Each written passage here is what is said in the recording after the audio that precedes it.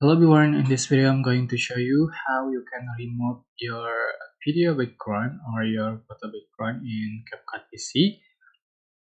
So for example,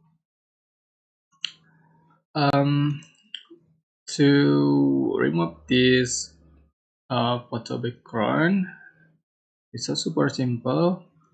Just click on the clip, you can select cutout. So you can select chroma key, customize, or auto cutout. So for this image, I'm going to select chroma key, select color picker, and select color you like to remove. Just for strings and shadow until you find perfect, like so. That's it. And for other example, I'm going to select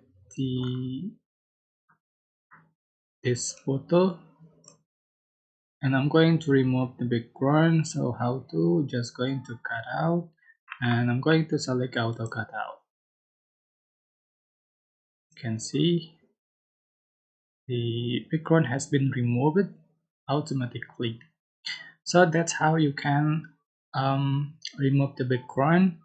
I hope this tutorial was helpful for you. Don't forget to like, comment, share, and also subscribe. Thank you so much for watching.